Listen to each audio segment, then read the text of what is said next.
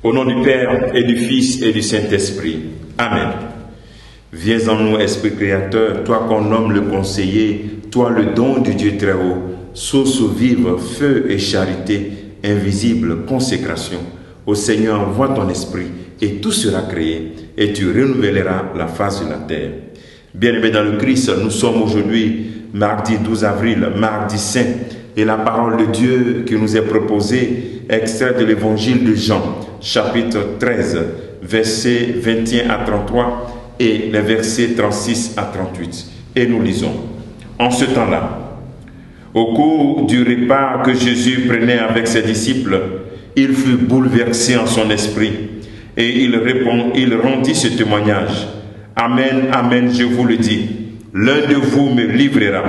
Les disciples se regardaient les uns les autres avec embarras, ne sachant pas de qui Jésus parlait. Il y avait à table, appuyé contre Jésus, l'un de ses disciples, celui que Jésus aimait. Simon-Pierre lui fit signe de demander à Jésus de qui il veut parler. Le disciple se penche donc sur la poitrine de Jésus et lui dit, « Seigneur, qui est-ce » Jésus lui répond, « C'est celui à qui je donnerai la bouchée, que je vais tremper dans le plat. » Il trempe la bouchée et la donne à Judas, fils de Simon l'Iscariote. Et quand Judas eut pris la bouchée, Satan entra en lui. Jésus lui dit alors, « Ce que tu as fait, fais-le vite. » Mais aucun des convives ne comprit pourquoi il lui avait dit cela. Comme Judas tenait la bourse commune, certains pensaient que Jésus voulait lui dire d'acheter ce qu'il fallait pour la fête ou de donner quelque chose aux pauvres. Judas prit donc la bouchée et sortit aussitôt. Or, il faisait nuit. Quand il fut sorti, Jésus déclara, « Maintenant le Fils de l'homme est glorifié, et Dieu est glorifié en lui. Si Dieu est glorifié en lui, Dieu aussi le glorifiera, et il le glorifiera bientôt. Petits enfants, c'est pour peu de temps encore que je suis avec vous. Vous me chercherez, et comme je l'ai dit aux Juifs, là où je vais, vous ne pouvez pas aller. Je vous le dis maintenant à vous aussi. » Simon-Pierre lui dit, « Seigneur, où vas-tu » Jésus lui répondit, « Là où je vais, tu ne peux pas me suivre maintenant. Tu me suivras plus tard. » Pierre lui dit, « Seigneur, pourquoi ne puis-je pas te suivre à présent ? Je donnerai ma vie pour toi. » Jésus réplique, « Tu donneras ta vie pour moi. Amen, amen, je te le dis. Le coq ne chantera pas avant que tu ne m'aies renié 3 fois. » Acclamons la parole de Dieu. Louange à toi, Seigneur Jésus.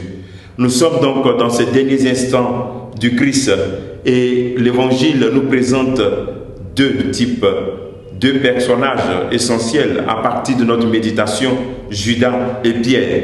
Judas qui va trahir Jésus-Christ, et Pierre dont le Christ annonce le reniement, trahison et reniement.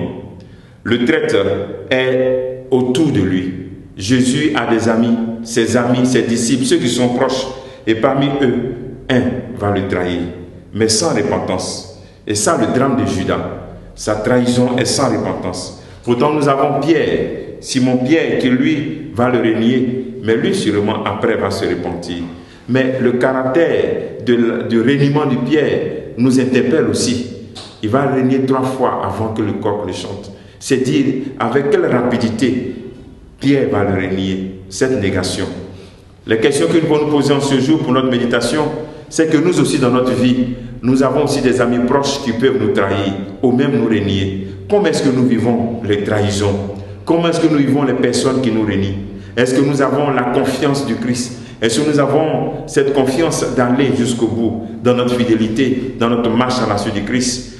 Ou bien nous sommes prêts à rejeter ces personnes, ou bien même à vouloir qu'ils meurent?